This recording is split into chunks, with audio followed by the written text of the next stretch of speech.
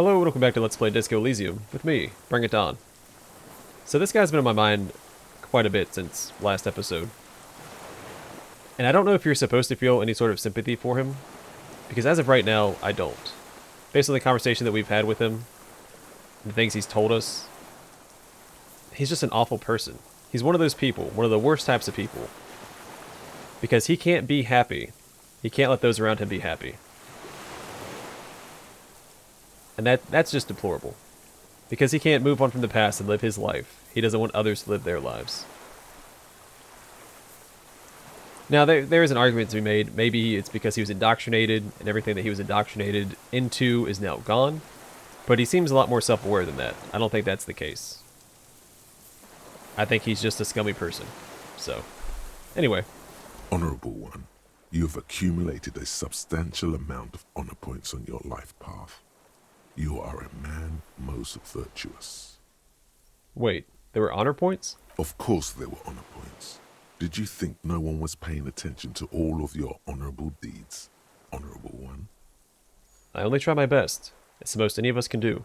Oh, the modesty on this one. Another 10 honor points for you, sir. You are on the fast track to becoming one of the rarest, most revered of all police officers. An honor cop. My honor is my life. Yes, your deeds have spoken for you, Honorable One. But to fully drape oneself in an eternal cloak of honor, a ritual must be completed. A rite of honor. Even among the honorable, only the most dignified are deemed worthy. But you, O Honorable One, have excelled in honor. Honor comes from deep within you, and to truly know oneself, to know one's honor, one must reach deep within oneself and touch one's honor. Okay. You need to bring the thumb of your right hand, your sword hand, to your rectum and stick it in there to form the Arch of Honors. What? I don't know. Just like that? Outside? What about people? People will be in awe, admiring a police officer most honorable, in a sacred ritual of uttermost righteousness. All I ever wanted was to live with dignity, to die with honor. Stick your thumb in your butt. What are you doing? Lieutenant jumps away from you.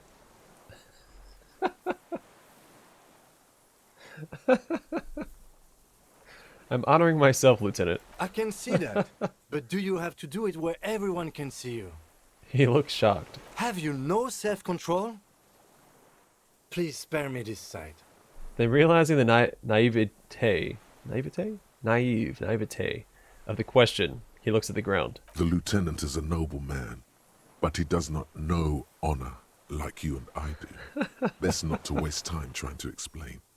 Lead by example. Congratulations, Honorable One. You have become a member of a noble faculty. A man kneels, an honor cop rises. Go forth and commit even more honorable deeds. And should your resolve ever waver, remember the right of honor. It will always cleanse a man's soul. It is an honor to serve with you, honor cop. Overproductive honor glands. Also, this hasn't hardly moved. Alright, so -4 to drama. It only takes 20 minutes to research, though. Dishonorable to lie. They say nameless heroes need no credit. Doing the right thing is reward enough. But deep down, an honorable man knows there will be a reward. Oh yes, the honorable shall inherit the world. And you, Comte d'Honneur, I will lead the charge with your thumb held high. What you need is a creed, an oath, a great oath of honor. Flex your honor glands. See if you can come up with something.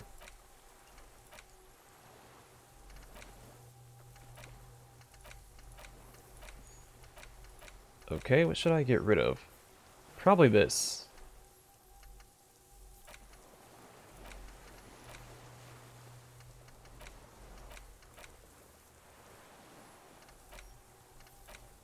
Yeah, let's get rid of this.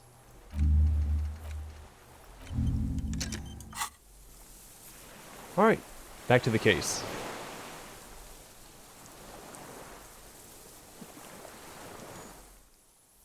The old man stares despondently at the logs.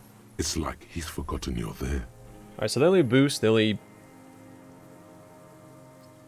article of clothing that gave me an extra composure was the shoes. I already had on the black jeans, which give you +1. So I only have an extra +1 to do this check with. Assess his body language. What strikes you about this gaunt man is not the stomach pain, or the cough, or the malnutrition. For a man who's spent 44 years hidden in the urban wild. He is surprisingly okay. Indeed, he speaks fluidly. His movements are rapid, if erratic. His voice, despite the cough, is there. It is capable of expressing complicated ideas. Above all, he seems animated. Animated? By what? It's a mystery. This animation comes at a cost too. Erratic hand gestures, thought processes cut off like threads, as he just stares at the logs or the reeds. He also suffers mood swings, bubbling to the surface, unconstrained by his nervous system. Great leaps of emotion, from anger to grief, despair. Dementia? You've seen demented people before. This feels similar, yet different. When his thoughts move, they are lucid, keen even, not senile. Wouldn't a foul temper be a byproduct of his life? Perhaps, but his seems more than that. The inner turmoil takes unexpected turns, as if forced on him in a way. In summary, you sense some underlying neurological disorder. Mr. Dross, are you okay? How is your memory? No, I'm not okay. I shit blood, and I'm surrounded by insane people. He waves his hand, chasing something that's not there. There it is again. Erratic hand motions, bouts of rage, and the stomach thing too, of course. Josef Lilianovich Dross. You're under arrest for the murder of Ellis Courtenaire. What? But you said I would be taken to the... The old man's eyes filled with sudden, unexpected terror at the words. This terror is the sum of all the uncontrollable movements and mood swings he's been exhibiting. Your wayfarer rights have been suspended. Information provided to the officers on the scene will be used against you by the prosecution. You will be given legal counsel within 1 week and must face court in 44 days. Do you understand? Do you understand? But... Kim. He's afraid. No, I don't want to. I have to stay here. He looks at the reeds, eyes submerged in growing terror. He's sweating. Beads are forming on his forehead. Your confirmation is not required, sir. Now on to the boat. Lieutenant turns to you. First say, does it have room for 3? Not really. We could escort him to the pier, then either one of us can take him inland while the other stays here, but... He shakes his head. But then, who watches him while you're coming back here? Who watches him there while I come back for you? You come back for me? How about I go and send a boat back for you? What is this farce? This is a fucking farce. I can't. He looks around with strange desperation. Lillian, you could ask her maybe. Maybe I can just ask that net picker to watch him. This is no harmless old man. Lieutenant shakes his head. This fucking world. This world. What is this?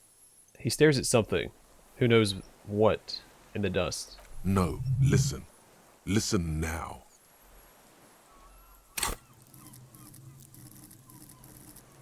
I can't put any more points into that. I have a -1 from items, but that's not going to change it by a lot. Let's try it. Wait. There it is again. To your north, as it has been since you came to the coast. The reeds whisper, stalks rubbing against each other. But then, in the middle of it, What? something completely different. It sounds like a bow, very slowly being drawn against the strings of a violin.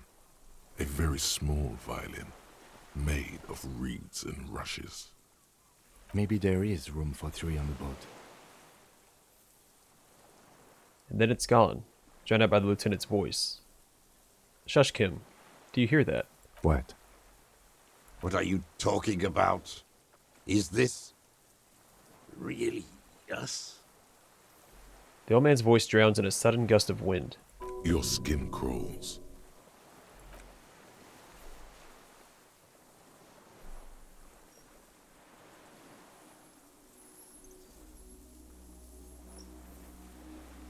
Oh my god. It's the phasmid. Whew, I got chills.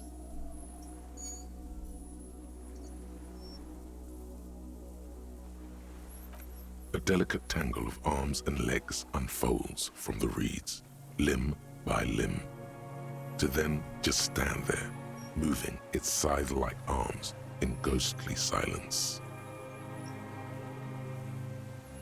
That's so cool.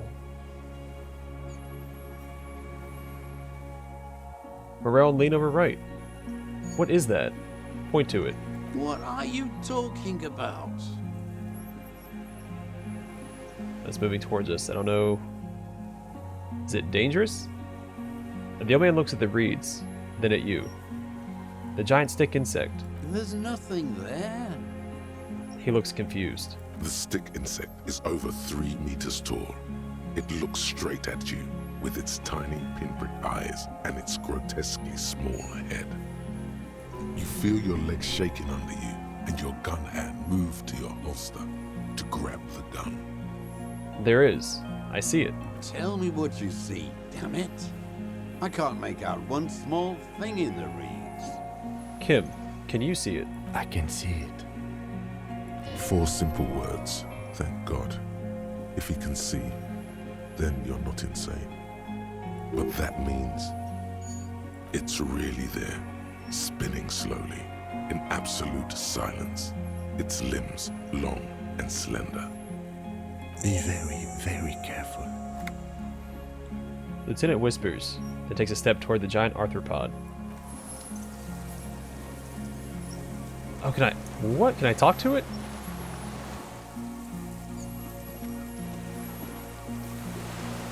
The creature stands on long stilt-like legs, antennae hanging from its head like a woman's hair, white and curled at the tips. It is no more than 5 steps away from you. Reed-like tufts stick out of its joints. As the insect moves its forearms, it produces a faint hiss, like a reel-to-reel machine spinning after the tape breaks. The hiss is different from the strings you heard before. It says something else in a lower pitch. Listen carefully. You smell... Whisper. This is the Insulindian phasmid. It is. Lieutenant whispers behind you. You hear the familiar ring of his jacket unzipping, slowly, painstakingly so. You glance over your shoulder. The lieutenant holds a piece of milled aluminium. He begins to pull it open, extremely carefully. It's the camera. Whisper. Are you sure you won't scare it off? We need a photo. No one will believe us. He continues to pull the lens open. From the corner of your eye, you see a sudden cascade of motion ripple through the phasmid's limbs. A series of ultrasonic clicks fills your ear. Okay, take the picture. With the sound of metal sliding against metal, the lieutenant reveals the lens. The glass glints in his hand as he begins to slide in an ampoule. You see the phasmid turn to him, its mandible antennae reaching out. The motions are quick, sudden. The ampoule will produce a loud hiss. You're right. It could scare it away. I need a better moment when it's not looking. He turns to you and whispers. I'll wait. I'm on standby, he thinks, his hands sweaty around the machine. The spindly mechanism turns itself back to you, its antennae taking their measure of the air, slowly. Say something to it quietly. Something like... You exist. A sudden chirrup fills the air. The walking stick moves its whole body, limbs working independently of each other, like the parts of a masterfully constructed machine. It moves just an inch closer to you, or does it only feel like it does? Something in its body language has changed, just slightly. Approach carefully.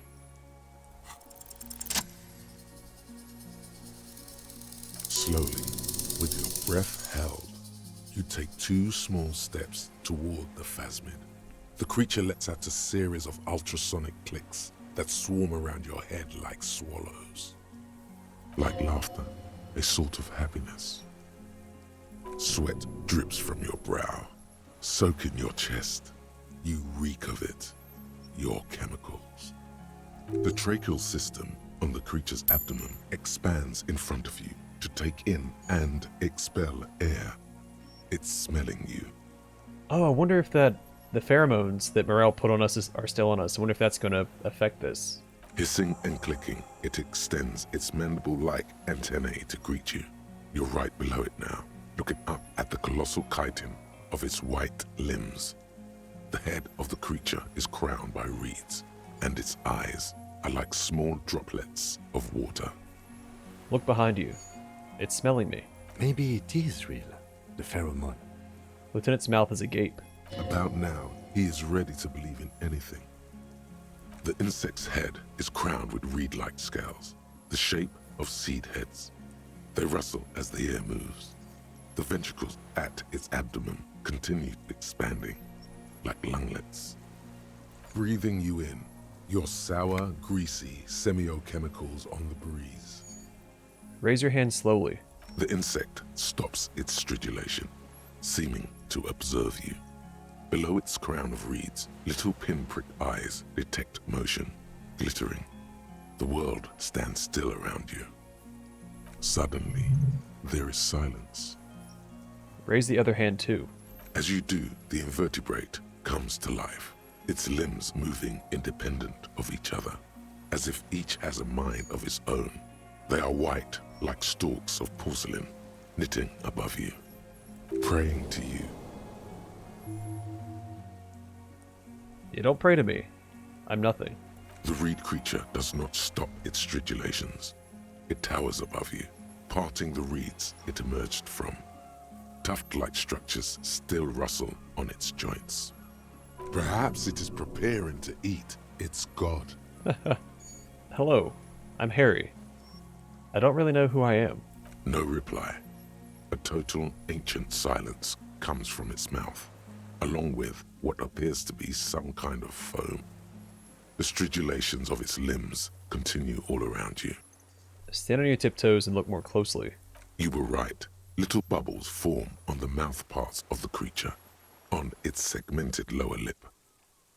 It looks to be foaming, slowly. The foam is white, then yellowish. Whisper. Kim, it's foaming. Careful, it may be poisonous. Lieutenant watches you apprehensively. The foam slowly turns a darker shade, like burnt caramel, as the insect moves its mouth parts, masticating. The little bubbles begin to burst, one by one. So we got a bonus because of, we spoke to the hangman, +2 from not giving up on the phasmid, and those of parthenogenesis. Where did we learn about parthenogenesis? I don't remember. Tell me, what are you doing? I exist. Whoa. I exist too. Tell me what it's like for you. If I tell you, what will happen? Then I will tell you what it's like for me. For me, it's wunderbar. Yes, holy is the Lord of hosts, and all the earth is filled with his glory. Now, I will tell you what it's like for me. For me, it is a series of half-lit images, a kind of darkness, being intruded upon, transient, dim, moist, Intruded upon by what? shapes of plants and animals, and internal sensations. A swarm of sounds, tiny vibrations on the inside of my forearms, all speak of complexities totally beyond my understanding. I am at the end of a narrow funnel, weightless, so light, it only feels like something to be me. In truth, perhaps I'm nothing. I certainly do not have a soul, and if I did, it would never ache. I'm glad to be me, an incredibly sensitive instrument. Few of us can begin to imagine the horror of you, with all of creation reflected in your forebrain.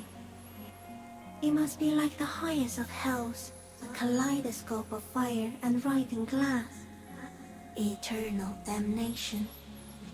Even when you're sleeping, and when you wake, you carry it around on your neck, with eyes open that cannot help but swallow more behind the mirror. I feel great, mute empathy for you. It was very disorienting at first, but I'm keeping my crap together. That must be incredibly hard. The Arthropods are in silent and meaningless awe of you. Know that we're watching. When you're tired, when the vision spins out of control, the insects will be looking on, rooting for you. And when you fall, we will come to raise you up.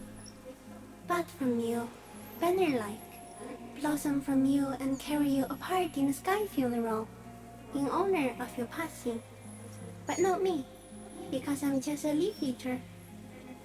In honor of your will, Lieutenant Euphrator, that you kept from falling apart in the face of sheer terror, day after day, second by second. Detective! I am a detective. So am I. I was born to detect sucrose rewards and semiochemicals. What were you born to detect? The killer. He's in a bad state, deteriorating fast now. He thinks I am beneficial to him, but I am not. I only quicken his deterioration. You're destroying him. Very slowly, and only because he won't go away. It is meant to keep them from noticing me, to interfere with the picture in your head. But he has looked at me for too long, and I am destroying him. Oh, so it's not just like a camouflage.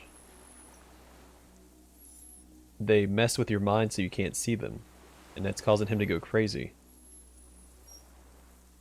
Is this a dream? What is happening? No, you are awake. I am real. Light is forming me. This is real. Where does this come from? All this, around us, the world. Not even the birds know that. Not even the water lily. Then all we can do is beat our fist against it, day after day, with no answer. You can also eat it. If it's a leaf, you can put it in your mouth. Yum yum. Or read. Wait, so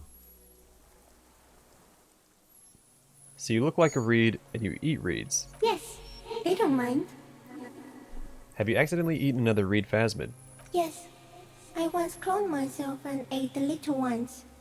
It was winter, and I woke up at the wrong time. It was an accident. What exactly are you?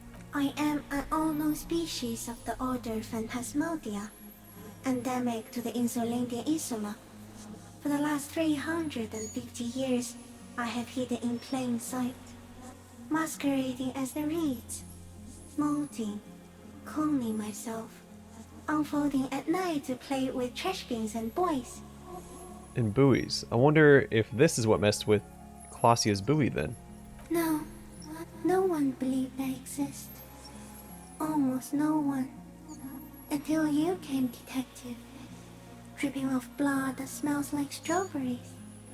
Across the calm sea. The first in 1,000 years. Alright, that's not what it was saying here. So I want to notice by the first settlers and the land surveyors of the suzerain. Also by the soldiers of the revolution and the officials of the occupation. Even the 70s islanders who came here first, but did not stay, have not seen me. I have stayed hidden through 4 forms of government and 2 scientific revolutions until I was accidentally discovered by a detective of the city's militia in Rebelshaw, district of Martinez, March 51. That's insane. No, you are. The moral of our encounter is, I am a relatively medium life form, while it is you who are a total extreme madness. A volatile senior nerve system ominously new to the planet. The Pale too came with you. No one remembers it before you. The Nidarians do not. The radially symmetrics do not. There is an almost unanimous agreement between the birds and the plants that you are going to destroy us all. Wait, the Pale is human-made? It is a nervous shadow cast into the world by you, eating away at reality. A great, unnatural territory. Its advent coincides with the arrival of the human mind. I don't have that kind of power. You're a violent and irrepressible miracle. The vacuum of cosmos and the stars burning in it are afraid of you. Give me enough time, you will wipe us all out and replace us with nothing. Just by accident. How? We suspect it will be something like the oxygen holocaust that wiped out anaerobic life 2.6 billion years ago, when organisms first started breathing. Only much worse. Instead of air, you exhale thoughts. There are no trees that eat thoughts. Worse how? Everything your eyes touch goes back there, behind the nose mirror. What if you blink? Are we still here? Please don't blink. What if you misplace us all one day, or just forget? Have I always thought this way? No, you're only thinking it now. This is a revelation. I'll be extra careful not to blink, stick insect. Don't worry. Please be. Or one day, one of you will close your eyes and sigh, and open them to see that none of this ever existed. Kim, am I having a violent epileptic seizure? It doesn't look like that, no. What does it look like? You're just staring at it. He whispers. Then I think I'm having a vision about the final fate of mankind. Okay. Is it somehow related to the case? After a second, the lieutenant asks. Sort of. I think we should take the picture, and then you should back away from the unstudied species. I have to say goodbye now. I have no more thoughts. That was all. No, there is one more. Of all the creatures I've met, you're the kindest. You're the most beautiful. Because kindness and beautiful aren't different. I mean, they can be the same thing. So Thank you. I also have one more thing to say to you before you go. That woman, turn from the ruin. Turn and go forward. For all mankind. what woman? You cannot lie to me. Behind you, it smells of fires. So awfully far you were prepared to go in her presence. And it. I will. She was hell on earth. It doesn't take a 3-meter stick insect to tell you that. Whisper. Okay, Kim. Take the picture. Okay. The slow ring of metal. Lieutenant slides the lens open and raises it to eye level. There is no change in the insect's motion while it's being aimed by the camera. It remains fixated on you. In 3. If it moves, you jump back. I'll shoot. Here we go. 3, 2, 1.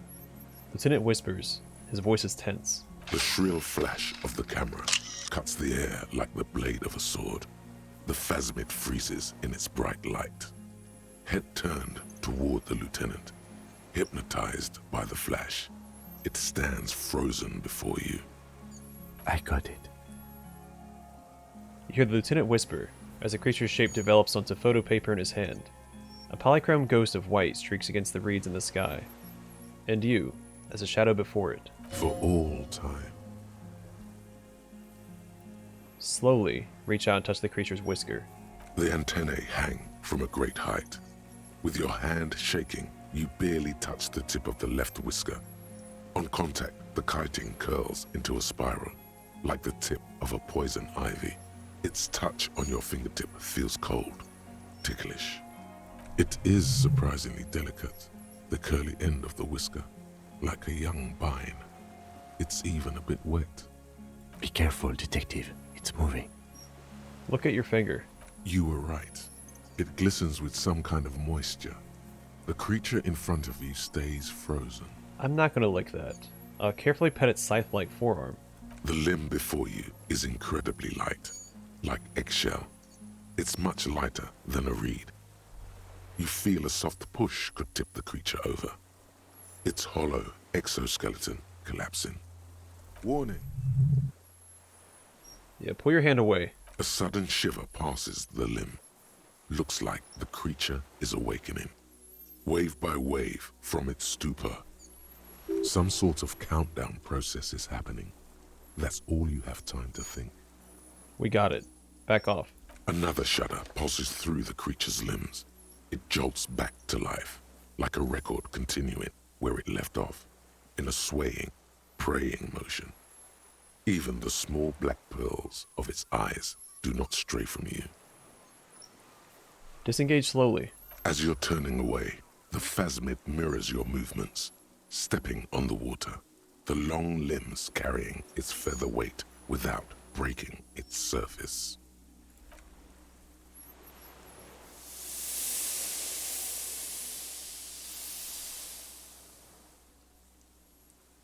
Oh, that was so cool. I really hope we can get that picture to Morel. Also, that bird is frozen in midair. And just like that, Same with that one. it's gone, skating away across the sea's calm mirror like a skipping stone, leaving nothing but circles on the water. And something under it, in the place it stood, bobbing there, among the reeds, a collection of items. It's gone. Lieutenant looks north, with his hand raised to his brow. It can walk on water. Apparently, yes. Like a water strider. Only, I've never seen anything like that in my life. He shakes his head with amazement. What's that? In the reeds. Looks like a nest of some sort. We should have a look. He squints. What now? What now? The old man behind you repeats suddenly. He puts his hand into the ash. It's dirty and black. In some kind of strange, semi-catatonic state. Our suspect is not looking so good. We need to check on him. Yes, we do.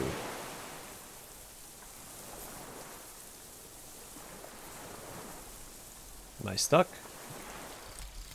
Overproductive honor glands. Here it is. It's titled Honor for the Brave, and goes, I have no family. I make honor my family. I have no home. I make bravery my home. I have no desire. I make dignity my desire. I have no friends. I make humility my friend. I have no enemy. I make dishonor my enemy. This is my vow of honor for the brave. I am brave. Something like that. It's not the words that matter. It's the honor. Plus 20... I think that's 25,000 honor points. That is a decimal, not a comma. Hopefully I don't spend all those in one place. Then learning cap for authority raised to 5. Not the best thought, but not the worst either. Only 12 minutes left for this one as well. I can move now. Well, let's loot these. What do we got? The helmet for the armor. And a T932 rifle scope. And then Clausia's passport.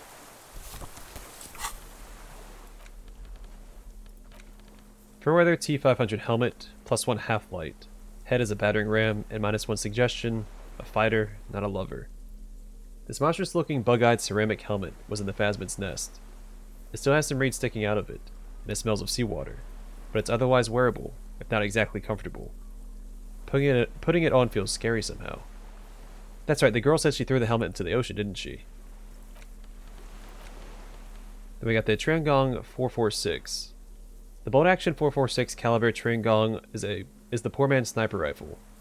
While not the most reliable of firearms, it is relatively precise due to a very manageable recoil, thus allowing the shooter to take multiple consecutive shots fast. This particular piece is missing a scope though, and there it is. So a common 30mm sniper scope attachable to almost any bolt-action 446 caliber. It uses an older style non-dotted range-finding reticle.